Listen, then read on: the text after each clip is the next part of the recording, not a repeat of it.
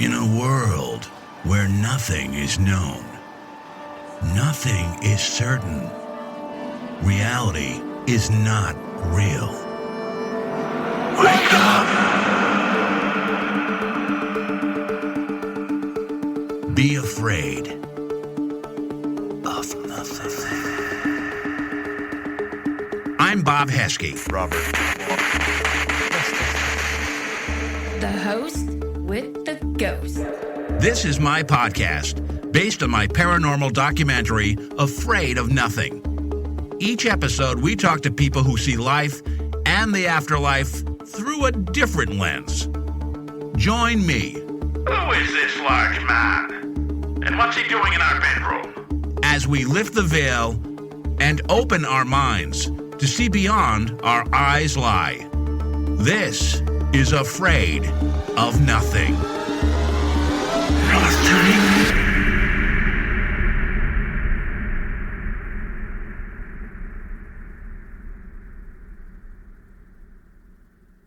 I am here with a guest that's been on the show a couple times. He's quite unique. He's a gentleman named Paul Blake Smith. And if Paul is interested in a topic and he can't find a book about it, he does the research himself and writes the books. And he's done just that.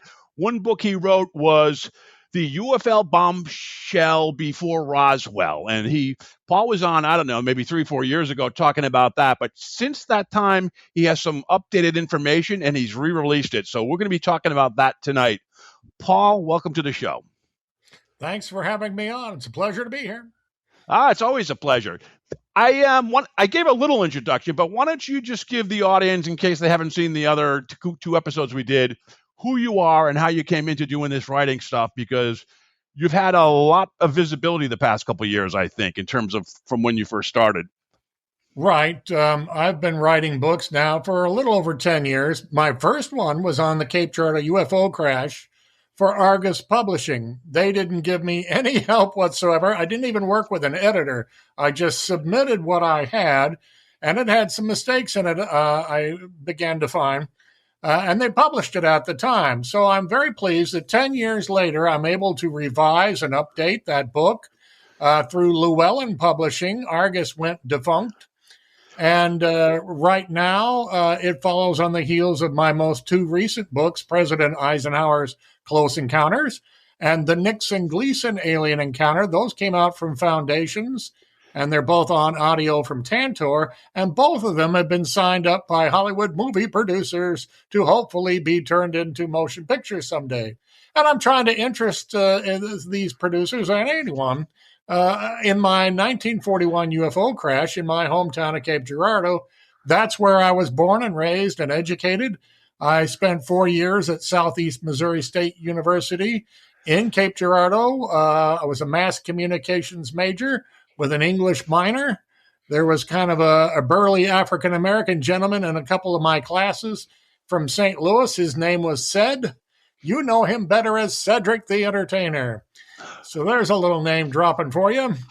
And that was long ago. We're pretty old now. I don't think he would remember me, but I do. What about, let me drop another name, Rush Limbaugh. What about him? Wasn't he like an umpire when you were in Little League or something? Yeah, or? I've never met him as an adult, but I had a pretty good pitching arm when I was a kid.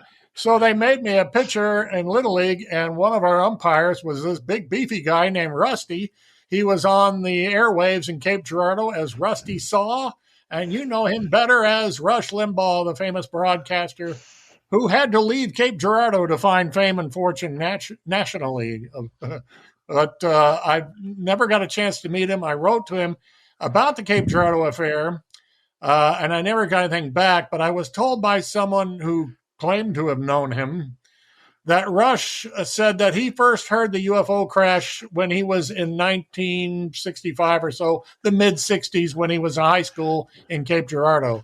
So they once called him in 2007 on the air and said, Rush, what's up with this UFO crash in your hometown?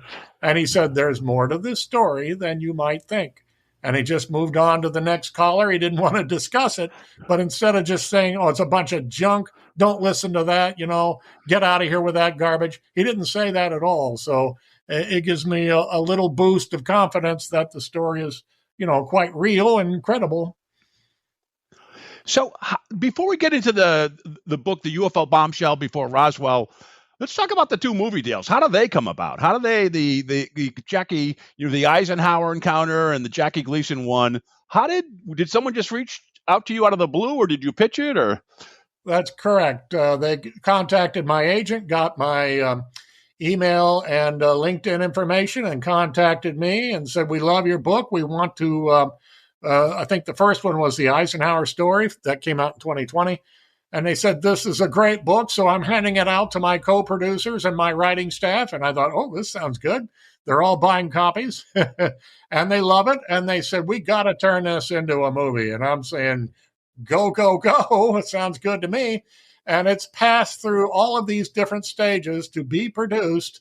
It hasn't been totally finalized, and anything can go wrong. So I'm trying not to get my hopes up too much, but it looks really good. And there's a studio involved and a streaming network involved. They've already sent it to a director, and it's got the writer has produced a screenplay everyone seems to like. So when that happens, I'll get paid a little more, and I may get paid a lot more. But the Nixon-Gleason story was a completely separate Hollywood producer who, again, contacted me through my agent and said, "I really love this story. I want to sign an exclusive deal to turn it into a movie." And I says, "That sounds good to me." So we went back and forth for about 6 months on the contours and the paragraphs and the wording of a contract, and I signed it. I got a little more money up front, and I get a lot more if it is turned into an actual movie. So things creep along slowly in Hollywood, and I wish it would go faster, but, you got to be patient. I was told by my agent there's never been a time slower than this to turn like a book to a screenplay to a movie and get it produced and maybe in theaters or off to a streaming channel and have everyone sign off on it. But, I've got my foot in the door and it looks promising for both.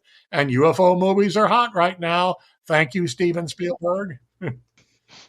Yeah, actually, Paul, my co-host, who's sometimes on the show, his name's Kyle Carvin. He's an actor. He had a small scene in Disclosure Day with Emily Blunt. He wasn't sure if it was going to make the final cut, but it did apparently. So I have to go out and watch the movie. But yeah, I think the timing is great, and the timing is good for looking at the UFO Bombshell Before Roswell. Most everybody knows about Roswell. How come they don't know about this story? In the Roswell case, they started to release information and say, "We finally captured a UFO, one of these flying saucers." And then higher-ups came in and squashed that real fast and ordered them to change it to a weather balloon. It's a big nothing. And so that kind of got buried for a few decades and slowly started to come out like in the late 70s and early 80s. In Cape Girardeau's case, 1941, 6 years before Roswell, the military was there that night and said, "You are not to speak of this ever again." And most people adhered to that policy because Cape Girardeau was a National Guard armory town, and there were a number of military citizens who were, affiliated with the military in some sense. So you didn't want to blab, look unpatriotic. And if you were telling people, and you told them the story that they ordered you to silence and swore you to secrecy, they would probably ask, "Well, then why are you talking about this?" So that was pre-war. We had not gone into World War II in our country. It was raging in the Pacific and the European theater, so that people wanted to do the patriotic right thing and obey the government. You didn't protest in those days. What was the exact date of the UFO sighting crash? No one is completely sure. I put clues in my book that seemed to point to Thursday night, April 24th, and the 25th was the day after. And that's when our newspaper ran a story in Cape Girardeau about a huge, noisy bomber airplane that kept circling around and around over the city. And people thought, "Are we about to be bombed? What's going on?" And it makes sense because the story said they found out the plane was sent from Wright-Patterson Air Force Base, Air Force Headquarters, in those days the Air Corps, And they just happened to send it to Cape Girardeau and do aerial surveillance and reconnaissance. That's a strong indication that was the morning after the first light of day, probably searching for any other debris or, was it a collision or did any other parts come down in any other parts of the city or the countryside? So what first put you on the trail to writing this? Were you like, did someone tell you about it as a kid, but you could never find anything about it? Or what kind of got you sniffing the ground and figuring, and how did you research this story if they were hiding everything? Yeah, it was super tough to research. It's 85 years old now. Around the year 2000, it began to come out thanks to a letter from the granddaughter of a Cape Girardeau minister who said, I was there at the crash scene. They called me in to offer spiritual comfort, and we went out expecting an airplane crash. And so the granddaughter collected all the information she could and put it in a letter, and it made its way from one ufologist to the next. Let's say Ray Fowler, Leonard Stringfield, Ryan Wood, Stanton Friedman, Linda Moulton Howe, the famous journalist, was talking about it on the air, and that's when I heard it. And I began to perk up and say, well, I know all of these places, and I'm familiar with some of these names they're talking about. And I waited for over a decade, like, where is a book about this? No one had one. So I figured I'll write it myself. And I think I did okay, but I'm finding out I made some mistakes. And I really hate passing along any information that is not accurate. And I need to go back, and I believe I'm doing that and revising it, putting in citations and references and cramming in all the information I can to make it a worthwhile read for people. And I hope you enjoy what I found out. So I think you referenced that FDR and Truman both reportedly knew about this crash. Talk about how you found out about that. And I think FDR was he a president at the time? And Truman was, I don't know, was he a senator or a Congress or what at that time? Quite correct. FDR was the commander-in-chief of all armed forces as president of the United States in late April 41. Nervous about the Nazis in Europe and the idea that we might have to go to war. So I think that adds to the need for immediate secrecy. You probably would have had a few phone calls up the chain of command that very night. What do we do with this?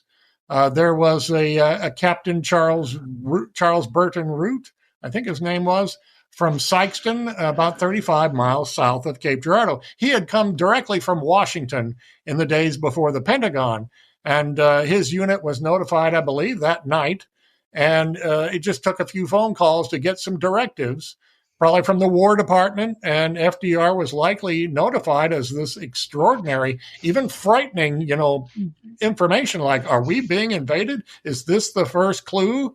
So people were probably on edge. And there are existing documents. You can see them at majesticdocuments.com.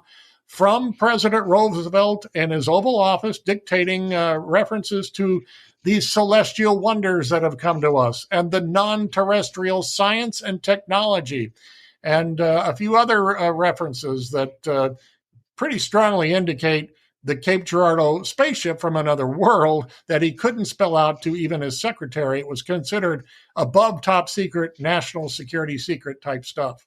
So I'm sure FDR was either notified that night or the next day.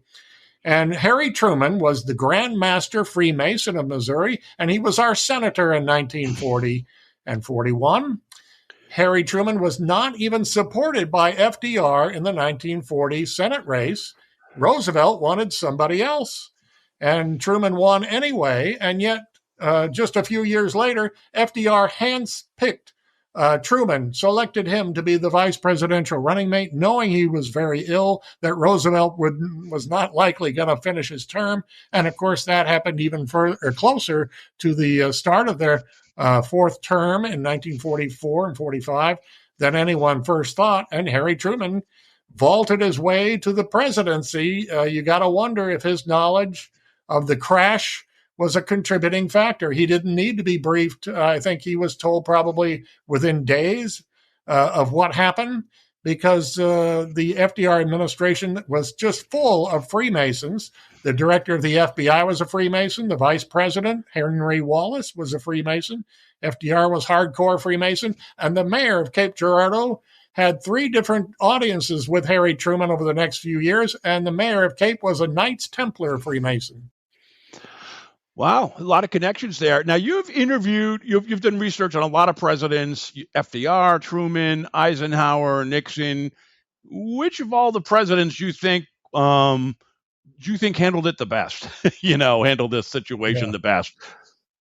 I don't blame Roosevelt or Truman for keeping this lid on and muzzling this while we had our top scientific brains scrutinize probably both the bodies and the metallic disc or craft, and to see what propelled them, what was their propulsion system, their energy, and how they managed to kind of defy our laws of gravity once they got here. So they kept the lid on, and so did Eisenhower. He was a military man and knew how to keep secrets because loose lips sink ships. So I think every president from FDR up to George H.W. Bush was pretty informed how much they wanted to tell the public but couldn't, and thought we need to keep the lid on this a little longer from every presidency. A president is just a temporary passing official, They're here for a few years and then they're gone. At the most, they're there for 8 years. So if you're in the military or in the scientific community, you might even say, well, why should we bother telling you? It seems arrogant, but the president, the less the people know about this, the less the secrets get out. Now, what you're feeling with the current president and the current, the current buzz about disclosure, and I mean, look, and I'm going to ask you about your thoughts about what you think it is after you answer that. February 19th, President Trump issued a kind of a proclamation. I'm ordering our intelligence services to open up all UFO and ET files. I don't think they're too thrilled with that. And from what I keep reading and hearing from people who are looking into this, is that they're balking. They don't want to give away information. So far, the videos they've been releasing have been most unremarkable and unexciting. And one source says that's because they don't really want to tell us their secrets. And another source tells me they're going to do this very gradually and break us in sort of psychologically for more important things that are coming next year. We'll see about that. It's the anniversary date of 80 years from Roswell next year. I wish people would focus more on Cape Girardeau, and I'm doing what I can, but I really do feel that was the first crash, and that if the government is going to open some files, they really should start there and expose what FDR knew and did, and what were those alien bodies all about, and what did we do with the craft and its metal makeup, so that they could start from there and move on to Roswell and some other stories.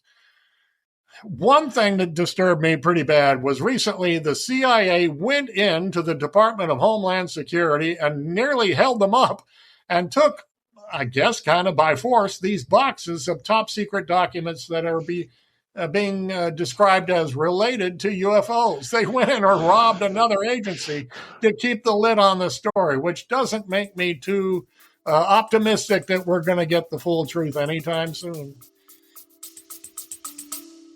Stay with us. We'll be right back. This is an Afraid of Nothing paranormal podcast alert.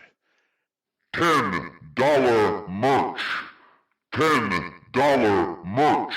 That's right, podcast fans. If you go to our website, afraidofnothingpodcast.com, and click on the store tab, you too can find now $10 merch on the website. So not only can you get the great stuff like the hoodies and the t-shirts and the blankets and the glasses, you can also get stickers and bumper stickers and, well, a whole lot more. You need to see it yourself. But just remember this. $10 merch is now available at the Afraid of Nothing podcast store. Check it out. And remember, never be afraid to look good.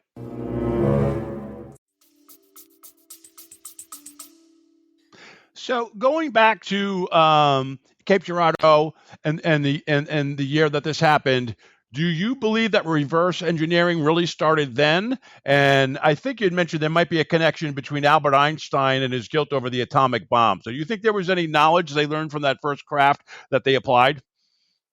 I don't know. There are bits and pieces that point to Einstein being appointed to an office of naval scientific scrutiny in the years after the Cape Girardeau crash, and that he did co-write this document on the possibility of other life coming to our world and how we should handle it, co-authored with Robert Oppenheimer.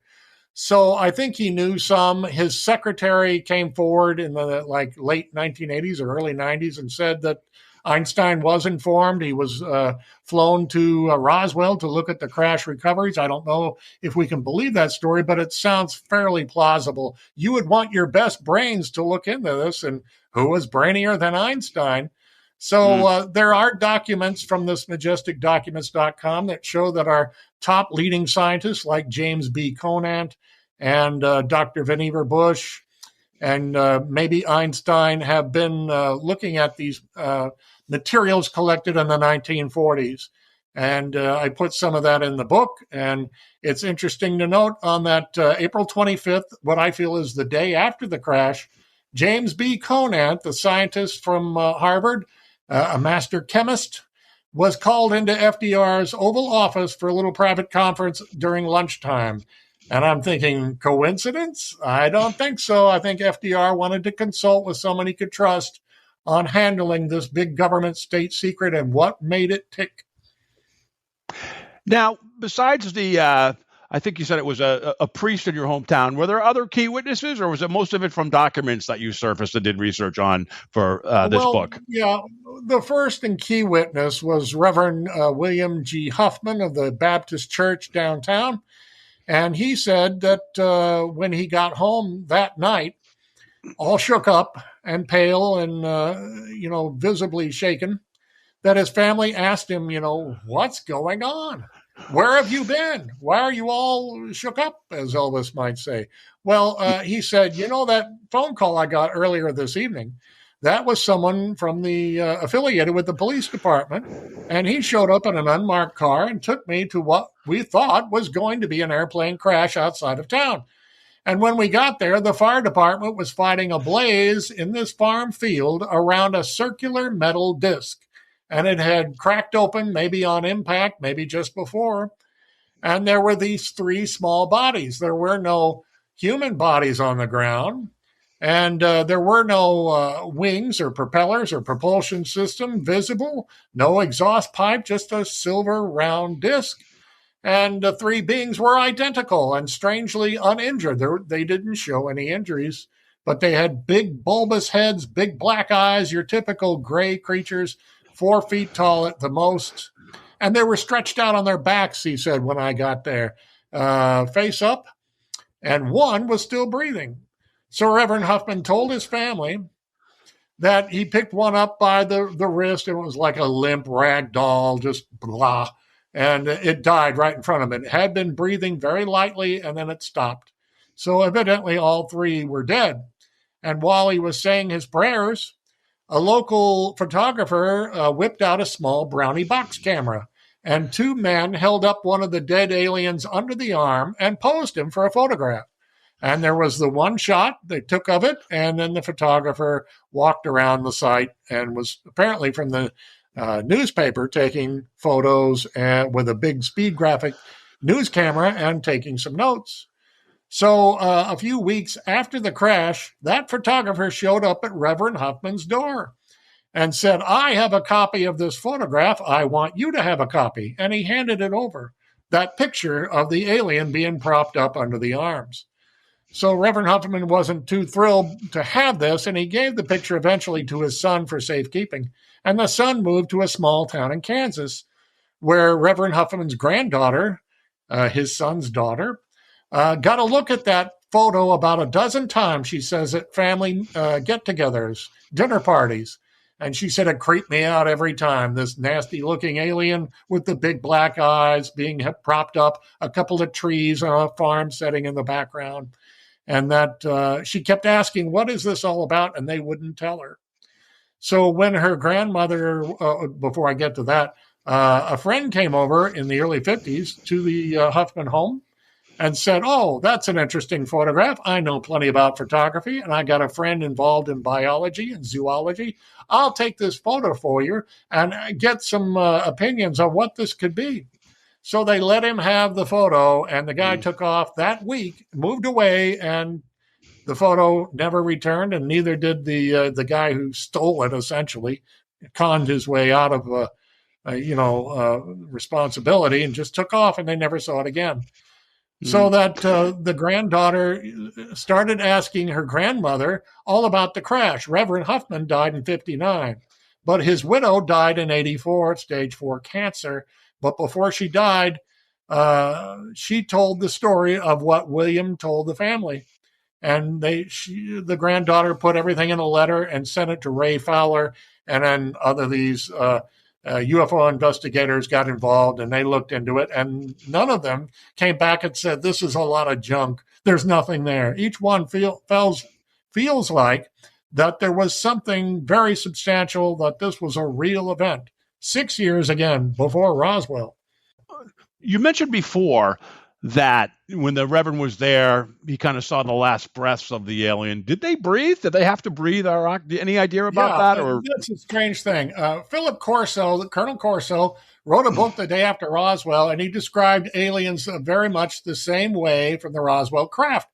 And he said, our scientists scrutinized these creatures very carefully and felt they were bio-robots. They were like flesh of a sort, and biological creatures created and programmed almost like lackeys or stooges of a higher race. Okay. And that's why they were all like punched out of the same mold in a factory practically. And that's an identical description of what Reverend Huffman said he saw. So we can kind of look at this as not mechanized, but kind of maybe pre-programmed or manipulated by remote control creatures and their little craft. And when they crashed, apparently a higher race felt like, well, why should we bother? Humans have gotten hold of this real quick. We'll just go back to the factory and get some more. Disposable, There was a Cape Girardeau fireman who was also dying of stage 4 cancer in the late 90s. And he said, you know that story about Reverend Huffman, the minister who went to this crash site? He says, I want to tell you, that story is entirely true. I was there on the firefighting force putting out that blaze. The craft went up in a fireball, or at least the impact caused a fireball, and it set this field on fire. So we were fighting that. And he says, I saw these 3 identical bodies, and I saw this circular craft. Reverend Huffman's story is true. And he says, before the military got there, I picked up a piece of debris and looked it over and stuck it in my pocket. Well, the military arrived and they saw him do this. And they chewed him out, he said, and forced him to hand over that piece. And then they booted him from the crash site. And he said, in the aftermath, I felt like I was being watched or observed around town and that my phone was tapped. So in 1941, I looked into it, and it says J. Edgar Hoover was crazy about phone taps. And there was an FBI agent said to have been at the scene of the crash by Reverend Huffman, and the FBI had opened a field office in March, 1 month before the crash. So it kind of hangs together that he could have been tailed and his phone tapped to make sure he wasn't going to cause any trouble, because he was chewed out in front of all of his friends and people who had gathered at the crash site and were being sworn to secrecy. So again, there's little bits and pieces of confirmation of the story. Yeah, I think you kind of answered one question I was going to ask, which was such a small town where everybody knows everybody and everybody knows everything. How come it kept such a secret? And I think you just mentioned it's because of the it's right around World War II or right before it, and there was a lot of respect and trust in the government and in the military. It was a military town, so you kept your mouth shut if you were told to do it. People are a lot different nowadays. The craft and the 3 aliens, it almost seems like it came from a bigger mothership or something. Any thought about that? Did it come by its own there, or was it just kind of doing some reconnaissance for a bigger mothership? Because it seems weird to have just 3 aliens on a little ship come all the way here. I don't know. It just seems odd. I quite agree, and we could speculate till the cows come home, but the key word might be cows, because Cape Girardeau and the countryside was dairy country. And what do little grays do? Supposedly they abduct and mutilate cattle. So that's one possibility. Another is that it got hit by a stray shot from World War II in Europe, and it just sputtered to a halt all the way across, the Atlantic in the middle of our continent, and it just happened to come to a halt in the soil of a Missouri farm. It could have been mechanical error, could have been pilot error, could have been weather-related somewhere as it was buzzing around planet Earth. We just don't know. Could it have come from a mothership? I would think so. It was a small thing. I don't think it was super tiny, but no one described it as this huge ship that loomed over us. So I think it was just kind of your typical flying saucer, and you would think it came from a larger mothership of a race that was monitoring humanity. Speculation, yes, but I think reasonably so. Those movies on your other two books, are they documentaries or are they going to be like narrative features? Do you know? They will be feature films that'll be one will be slightly fictionalized, the Nixon-Gleason story, and I've been told that the one that's advancing on Eisenhower is being turned into an action adventure, almost kind of a buddy movie. Wow. And I'm a little skeptical. That's not what I put in my book, but I signed the deal. So, it's traditional in Hollywood to not tell the writer too much. You signed the deal. Now you go away now because they don't want too much input from me to protest. Like, I didn't say that. They're going to get creative with it. And that's okay as long as it's not gross or X-rated or disgusting. They're going to make it kind of a fun adventure movie. And that sounds okay with me. Have you ever reached out to James Fox or Darcy Ware? Those are two guys. James Fox is the more notable, I guess, about turning this book into a documentary, or is it, because it seems like this would definitely be a documentary. It's got that angle, the crash nobody heard of before Roswell. That sounds like a mighty fine idea to me. I'm glad I thought of that. Yeah. Okay. Well, good. Because I don't know. I think it would be a great documentary. I think it's worth pitching. So this is just my thought. Where they took the evidence is a great hook. Can you say, where does the trail lead? Did it just, I guess you brought this up, like, was it 50, 60 years after the fact? Did anybody knock on your door and say, hey, Paul Blake Smith, be quiet. This is something we don't want you to talk about. Or did you pretty much have free reign and everybody left you alone? No one has bothered me, but I could pass along a quick story from my own high school classmate. He said around 2000, 2001, some of these big-time UFO investigators came to Cape. And so he thought, I'll get involved and I'll be their chauffeur and show them around town and tell them anything they want to know. And he started to read more about UFOs, and he got public library books. And one day he went into the public library and the librarian said, there were two guys in here, government men in suits, asking questions about you, what books you've been reading. And, it was like, whoa. He was a little nervous after that. And that was as the story was starting to break nationally. Now there's so many tales out there, thanks to the internet and people literally recording UFOs with their cell phones and such and putting them on TV shows on travel, discovery, history. I think the genie's kind of out of the bottle and they can't cork it anymore. Now, it's been 10 years since you updated this book, since you first released it. Has your mindset changed? Has there been a special aha moment in the edits and the update that you had? Of course, we want people to buy the book and read the book, but has anything changed, or did you just find more evidence that made you feel more convinced that this is something that definitely happened and was hidden? I find more bits and pieces. The story has little bits of confirmation. One would be a government agent who said, I worked for the Counterintelligence Corps in the 1940s. And we did research into UFOs as part of our intelligence division. And he said, I'm dying. Here's the same story. Said he had cancer, didn't expect to live long, around the year 1999.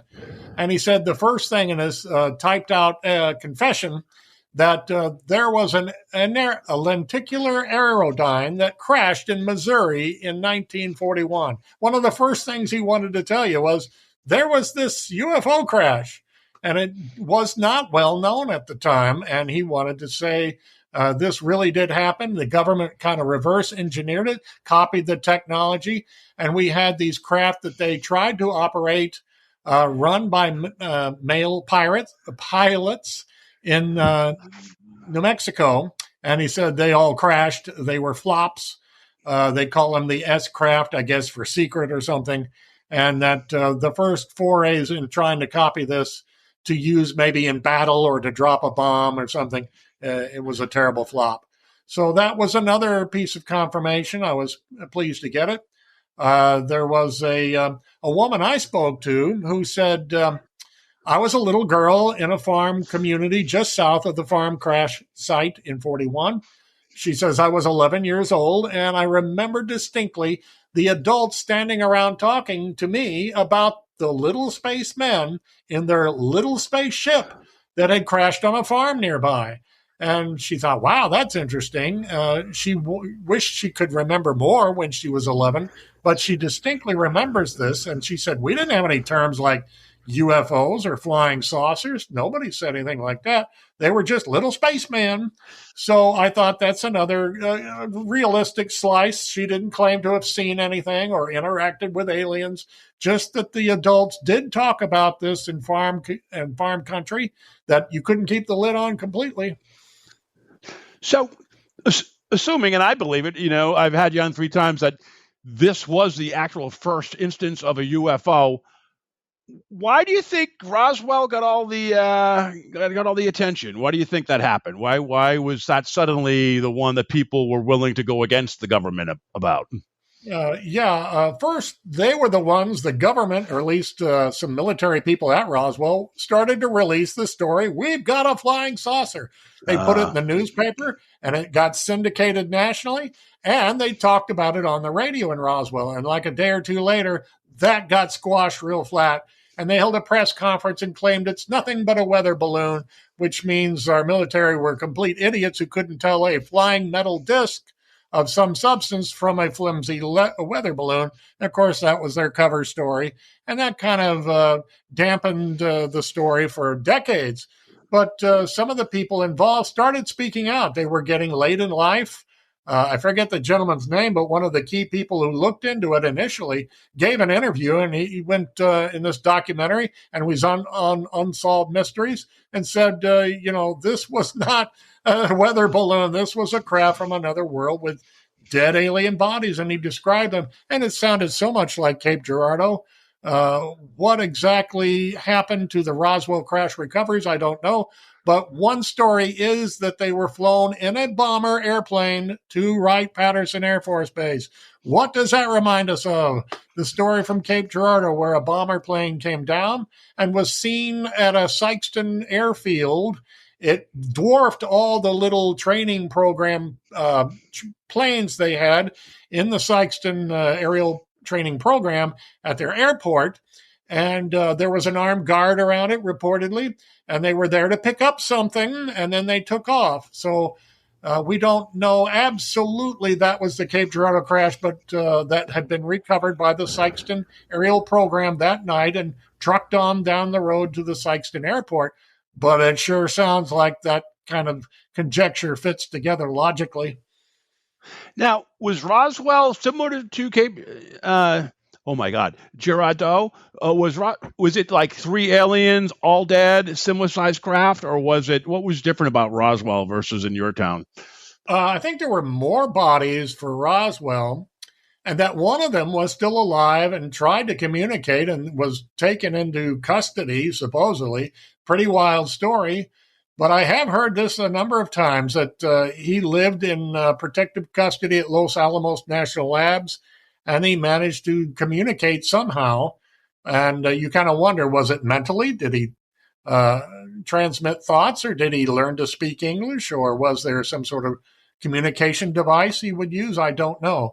But there was apparently no communication in the Cape Girardeau story, and that's another reason why it just kind of fades in the distance. Once World War II happened in Cape Girardeau, so many men in town, including the mayor and the chief of police, went off to war.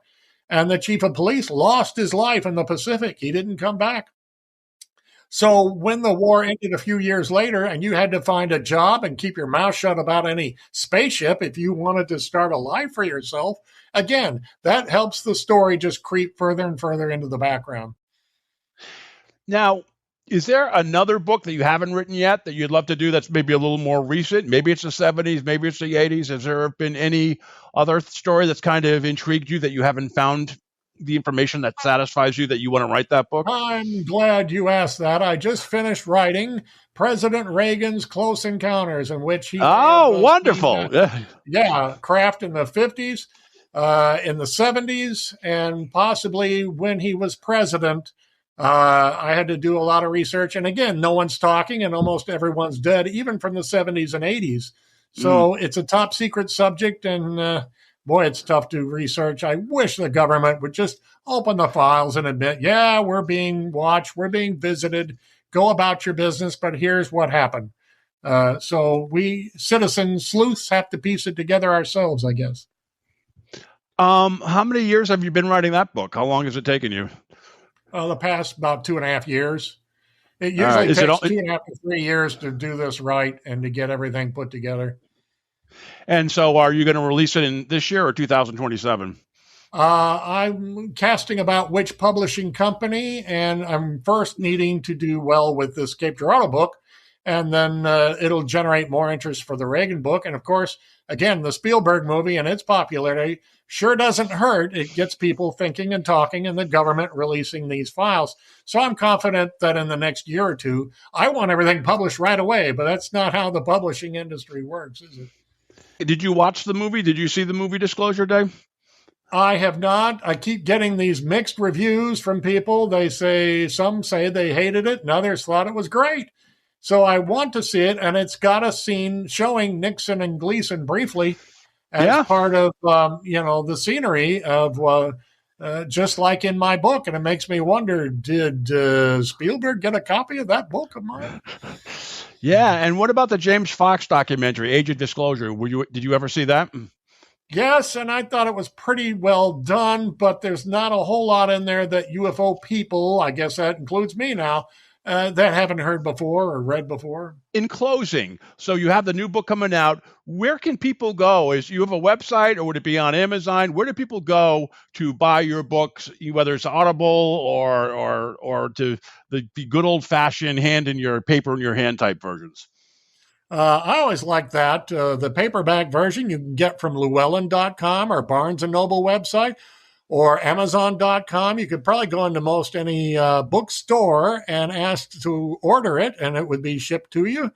And this one has not gotten an audio deal, but my agent is working on that, like my past two books, so that hopefully I can get some interest in some Hollywood people in it, even if, like you say, a documentary film would be most interesting, or just have someone take it and run with it a little bit, make it an action-adventure movie, as long as the story gets out there, and people enjoy reading facts. I don't print a bunch of wild, baseless conspiracy theories and wacky ideas on this or that. I try to, just do what Jack Webb said, just the facts, ma'am. Well, Cedric the Entertainer has money. Maybe you could reach out to him. Maybe he would. Yeah, that's right. Remember me, Cedric? I'm sure he would. Oh, that's excellent. And what do you think? Your last question is a big philosophical one. People talk about, even the Disclosure Day. That is kind of like at the end, it has that big finish where it's kind of listen. Not to be a spoiler. I haven't seen it either. I read it. But basically, that's almost like these entities are, looking for our best interests and to save the world. But there are other viewpoints that they're demons, or there's other viewpoints that there are extraterrestrials in our galaxy, other viewpoints that they're interterrestrial, which means they come from other realms and come into here through whatever portal entry. What's your thought about it? And also like there's 4 to 8 to whatever, how many different variations of ETs. What's as you do it and you've spent a good amount of time in this subject, what do you believe today? I live in an apartment building, and I can walk down the hall and meet all manner of personalities, some friendly, some not friendly, some very quiet and furtive or secretive. And I bet it's the same way with extraterrestrials coming here. We got a mixed bag. Some are friendly and want to chat with us, and others are just here to observe quietly, and others maybe not so friendly. I don't believe we're going to be invaded, that if they were planning such a thing, they would not wait until now when we're all armed to the teeth and on edge. In most parts of this country and around the world, we have nuclear weapons and chemical weapons. It would be a fiasco if you wanted to invade any American state or any country. You would have done so like 150 years ago when we were living in nearly a log cabin states. Everything is accelerated and technology has grown by leaps and bounds ever since. But you have to wonder, do they come here from other dimensions? Do they use dimensional portals? Do they use wormholes? Do they come here through a Stargate or teleport or mentally transport themselves and their molecular structure? There could be a variety of methods and a variety of aliens.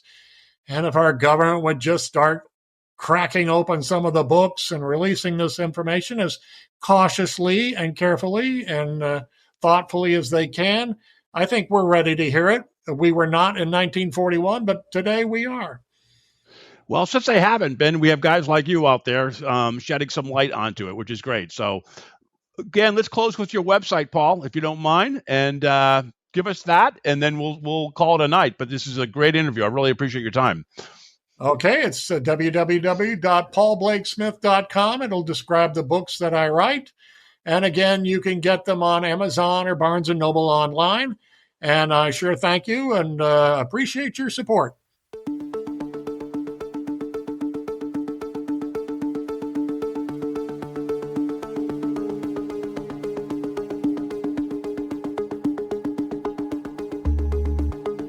You've been listening to the Afraid of Nothing podcast. Please subscribe and like us on Facebook.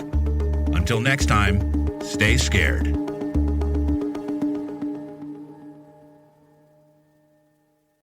Hey, you're still here? Great. Then why not listen to another episode? Visit afraidofnothingpodcast.com to peruse all the shows. That's afraidofnothingpodcast.com. And while you're there, click the coffee cup icon to buy me a coffee and leave a review. I'll give you a shout out in an upcoming episode, and the world will know how swell you are.